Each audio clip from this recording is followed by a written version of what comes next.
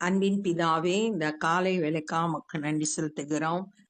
சர்வ வல்லமையுள்ள கர்த்தாவே, ஒருவராய் பெரிய அதிசயங்களை செய்கிற தேவன், ஆண்டவரே உம்மை துதிக்கிறோம், ஸ்தோத்திரிக்கிறோம். உன் தேவனை சந்திக்க ஆயத்தப்படு என்று சொல்லப்பட்டபடி ஒவ்வொரு நாளும் ஆண்டவரே நாங்கள் உம்முடைய வருகைக்கு ஆயத்தப்பட்டவர்களாய் உம்முடைய சமூகத்துல ஆண்டவரே காத்திருக்கிறவர்களாய் காணப்பட கிருபை செய்யுங்க. இந்த நாளில் வேத தியானத்தை எங்களுக்கு ஆசீர்வதித்து தாங்க.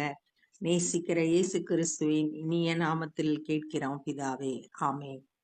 அப்போஸ்தலர் 25வது அதிகாரம்.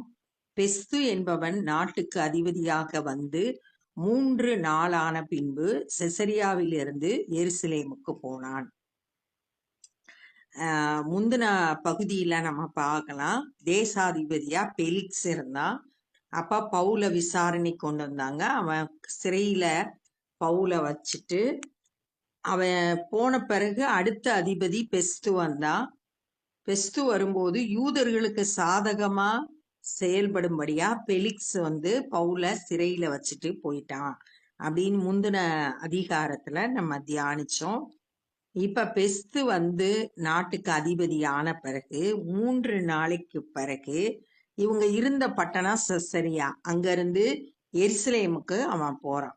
அந்த தேசாதிபதி எருசலேமுக்கு போறான். எருசலேம்ல தேவாலயம் இருக்கு.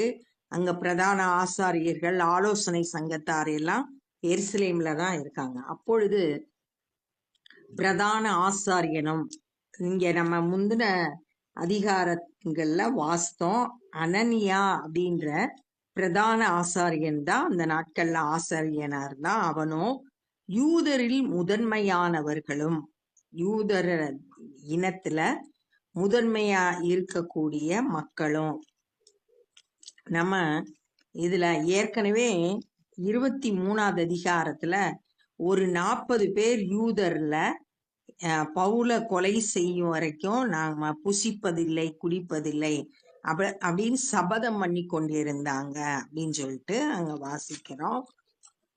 அப்படிப்பட்ட யூதர்கள்ல பவுல கொலை செய்யணும்ன்ற எண்ணத்தோடு இருக்கிற யூதர்கள்ல முதன்மையானவர்களும் அவனிடத்தில் வந்து, பெஸ்துவினிடத்துல வந்து பவுலுக்கு விரோதமாக பிராது பண்ணி அவனை வழியிலே கொன்று போடும்படி சற்பனையான யோசனை உள்ளவர்களாய், எப்படியாச்சும் பவுல கொன்றணும். ஏன்னா அநேகர் பவுல் மூலம் இயேசு கிறிஸ்துவை ஏற்றுக்கொண்டு தங்களுடைய யூத முறைமையின்படி நடக்காம கிறிஸ்தவர்களா மாறுறத அவங்க ஏற்றுக்கொள்ளாததுனால எப்படியாச்சும் பவுல கொன்றணும் திட்டம் போடுறாங்க.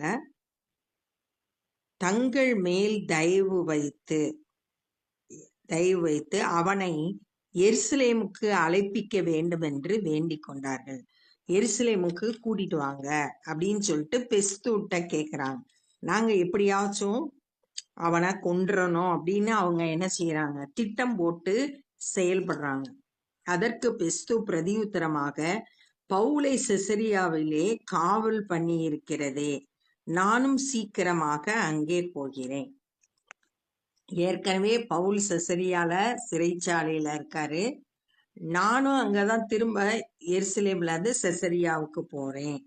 ஆகையால் உங்களில் திறம் உள்ளவர்கள் கூட வந்து அந்த மனுஷனிடத்தில் குற்றம் ஏதாகிலும் உண்டானால் அந்த குற்றத்தை அவன் மேல் சாட்டட்டும் என்றான்.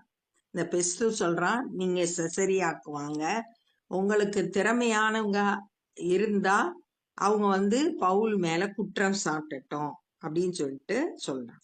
அவன் அவர்களிடத்தில் ஏறக்குறைய 10 நாள் சஞ்சரித்து பின்பு செசரியாவுக்கு போய், அந்த தேசாதிபதி 10 நாள் எருசலேம்ல இருக்காரு. அதுக்கப்புறம் செசரியாவுக்கு போறாரு. மறுநாளிலே நியாயஸ்தானத்தில் உட்கார்ந்து பவுலை கொண்டு வரும்படி கட்டளையிட்டான்.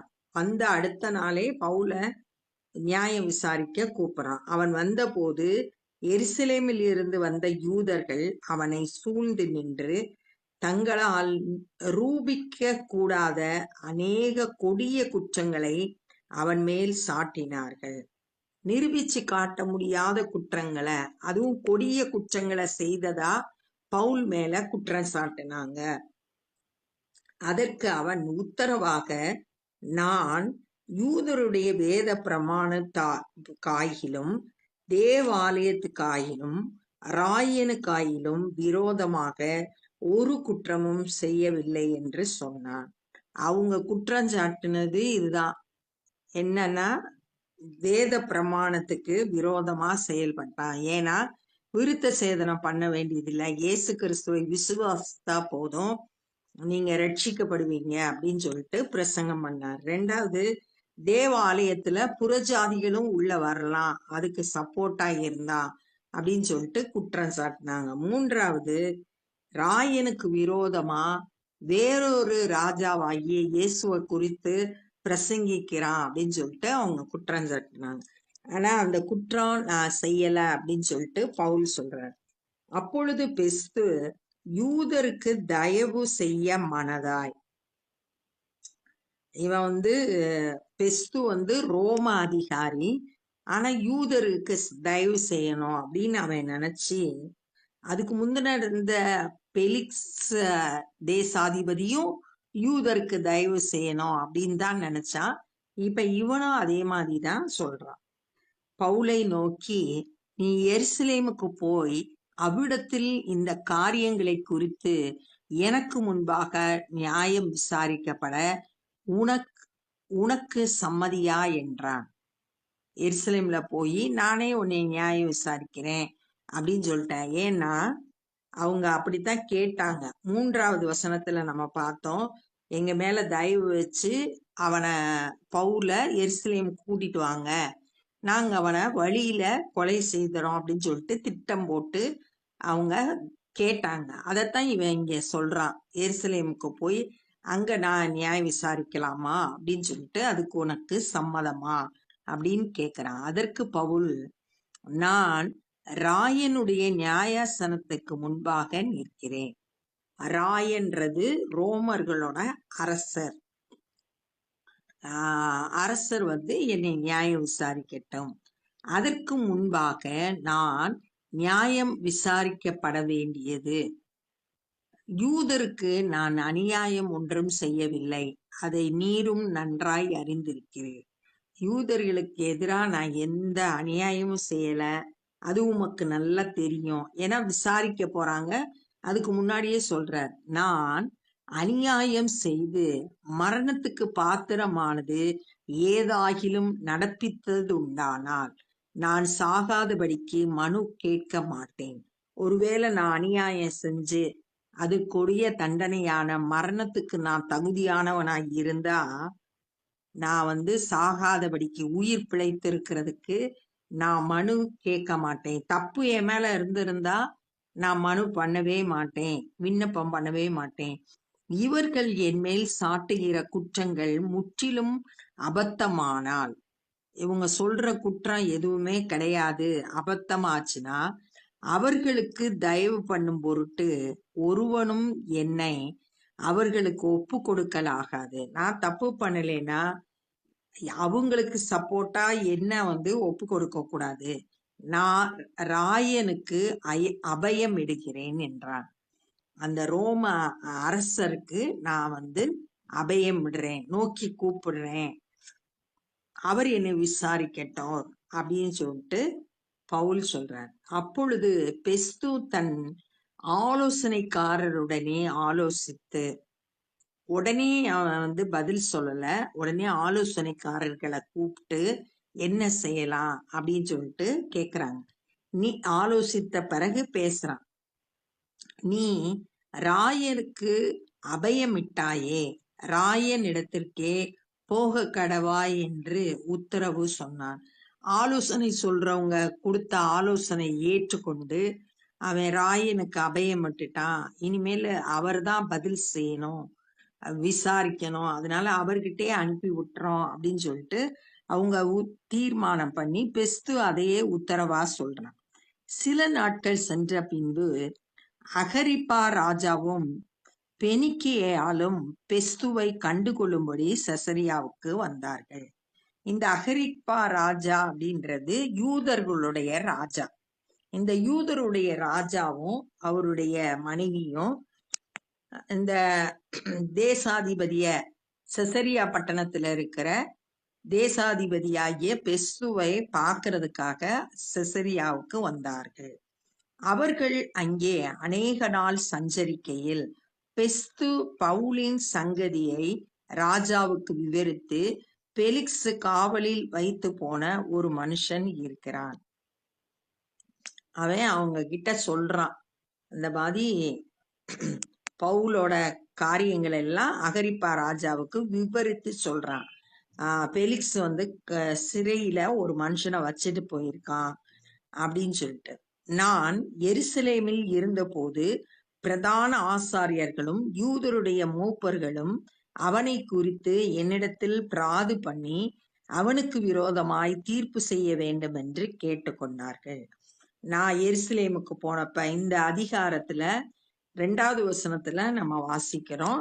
அவர் எருசலேமுக்கு போனப்ப பிரதான ஆசாரியர்கள் யூதர்ல முக்கியமானவர்கள்லாம் வந்து பவுலுக்கு விரோதமா தீர்ப்பு செய்யணும் அப்படின்னு சொல்லிட்டு என்ன வேண்டி கொண்டாங்க அப்படின்னு சொல்லிட்டு ஏற்கனவே நடந்த காரியத்தை முழுவதும் அந்த அகரிப்பா ராஜாவுக்கு இந்த தேசாதிபதியான பெஸ்து சொல்றத இந்த நாள்ல நம்ம தியானிக்கிறோம்.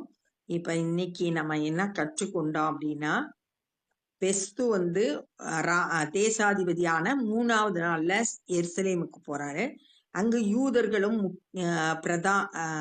பிரதான ஆசாரியரும் பவுலுக்கு விரோதமா ரகசியமா திட்டம் போட்டு அந்த ராஜா கிட்ட தேசாதிபதி கிட்ட கேக்குறாங்க, எருசலேமுக்கு பவுலை கூட்டிட்டு வாங்க அப்படின்னு சொல்லிட்டு கேக்குறாங்க. அப்படி கூட்டிட்டு வர்ற வழியிலே பவுலை வந்து கொலை செய்ய திட்டமிட்டாங்க. ஆனா பவுலுக்கு வந்து ஏற்கனவே ஆண்டவர் வாக்கு பண்ணி இருந்தாரு, நீ வந்து தைரியமாயிரு, நீ எருசலேம்ல எப்படி சாட்சி சொன்னையோ அது போல ரோமாபுரியிலும் சாட்சி சொல்லணும் அப்படின்னு பவுலை திடப்படுத்தி இருந்தாரு. அப்போஸ்தலர் 23வது அதிகாரம் 11வது வசனத்துல. ஆனா நிறைய பிரச்சனைகளை பவுல் சந்திக்கிறத இங்க பாக்குறோம். ஆனா பெஸ்து வந்து நீங்க செசரியாக்கு வாங்க, அங்க வந்து நான் நியாயம் விசாரிக்கிறேன் அப்படின்னு சொல்லிட்டு அந்த பிரதான ஆசாரியர்கள் மூப்பர்கள்ட்ட சொல்லியாச்சு. அவங்க யூதர்கள் செசரியாவுக்கு வந்து அங்க வந்து குற்றம் சாட்டுறாங்க. அதை நிரூபிச்சு காட்டவே முடியாம கொடிய குற்றங்களை பவுல் மேல சாட்டுறாங்க. ஆனா பவுல் வந்து நான் எந்த குற்றமும் செய்யல அப்படின்னு சொல்லிட்டு சொன்னான். அப்ப பெஸ்து கேக்குறாரு, நீங்க வந்து பவுலை பார்த்து நீ எருசலேமுக்கு வந்தேன்னா நான் உன்னை விசாரிக்கிறேன்னு.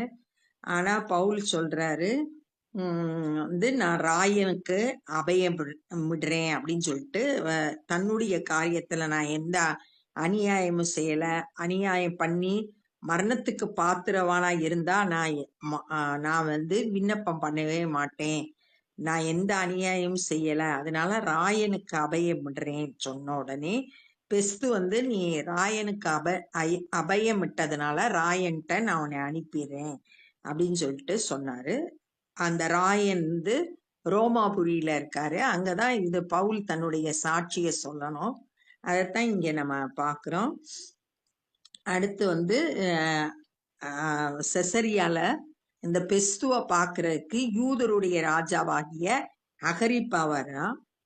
அந்த அகரிப்பா ராஜாவிடத்துல பெஸ்து வந்து பவுல குறிச்ச காரியங்களை விவரித்து சொல்றத தியானிச்சோம். அந்த எருசலேம்ல இருக்க யூதர்கள் பவுலுக்கு விரோதமா குற்றம் சாட்டினாங்க அப்படின்றத இந்த நாள்ல நம்ம தியானிச்சோம்.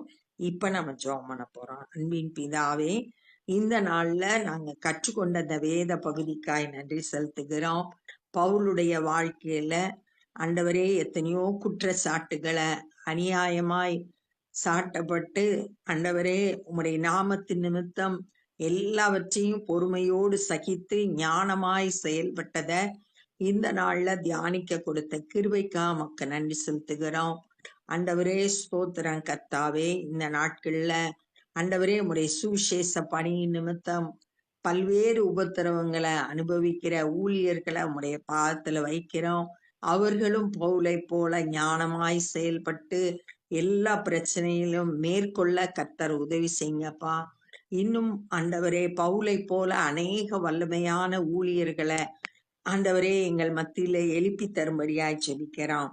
ஆண்டவரே, நாங்களும் கூட ஆண்டவரே உடைய சுவிசேஷ பணியில எங்களால் இயன்றதை செய்ய கிருபை தாரும். எல்லா துதி கன மகிமையும் உமக்கே செலுத்துகிறோம். நேசிக்கிற இயேசு கிறிஸ்துவின் இனிய நாமத்தில் கேட்கிறோம் பிதாவே, ஆமென்.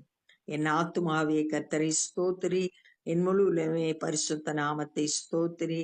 என் ஆத்துமாவே கர்த்தரை ஸ்தோத்திரி, கர்த்தர் செய்த சகல உபகாரங்களை மறவாதே. ஆமென். God bless you.